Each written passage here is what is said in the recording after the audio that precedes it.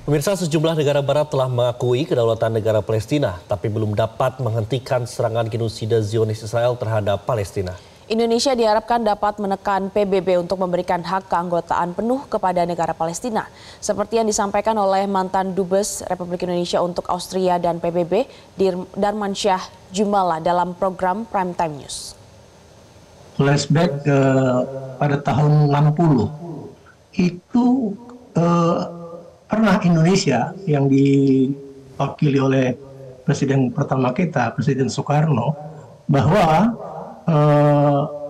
pada saat beliau pidato itu, beliau memperkenalkan nilai-nilai moral and ethic di dalam how to conduct foreign policy. Juga di dalamnya beliau bicara soal Pancasila. Nah, betul bahwa sudah ada yang namanya pengakuan kemerdekaan bagi mayoritas anggota PBB terhadap Palestina, tapi itu tidak akan berarti apa-apa jika Palestina tidak menjadi anggota penuh di PBB.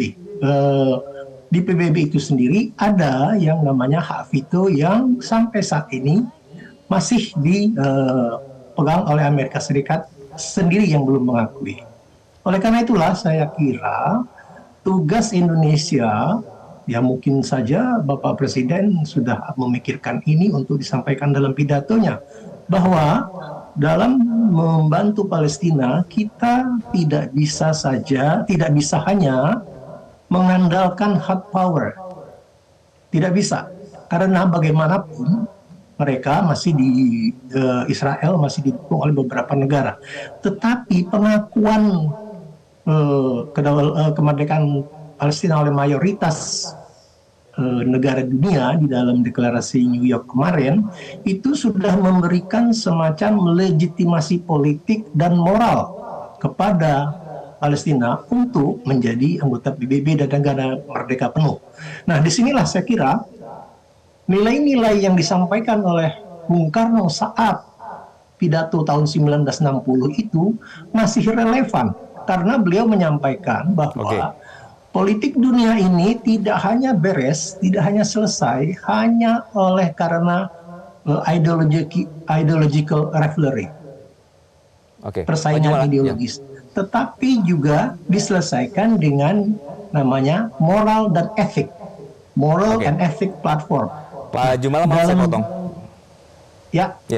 Pak Jumala, dari pengalaman Bapak sendiri Pak, dalam momen sidang umum seperti ini, apakah masih bisa kita melakukan lobby-lobby politik atau pendekatan soft dengan negara-negara tertentu? Dalam hal ini kita perlu misalnya pendekatan ke Amerika Pak gitu.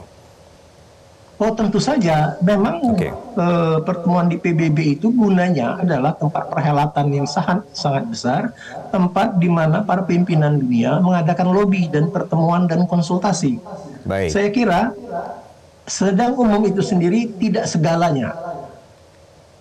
Perlu kita ingat bahwa bagaimana Vietnam bisa perang Vietnam bisa dimenangi oleh Vietnam terhadap Amerika bukan hanya gara-gara bantuan PBB, tetapi adalah opini dunia yang dibangun oleh masyarakat Amerika sendiri. Baik. Mungkin formula ini bisa diterapkan di dalam kita mendukung Palestina. Bagaimana masyarakat Israel sendiri, masyarakat internal Amerika sendiri memberikan tekanan politik kepada pemerintahnya. Saya dengar memang sudah ada civil society di Amerika dan juga civil society di Israel sendiri yang mendukung atau anti kepada pemerintahnya yang terlalu kejam. Jelajahi cara baru mendapatkan informasi. Download Metro TV Extend sekarang.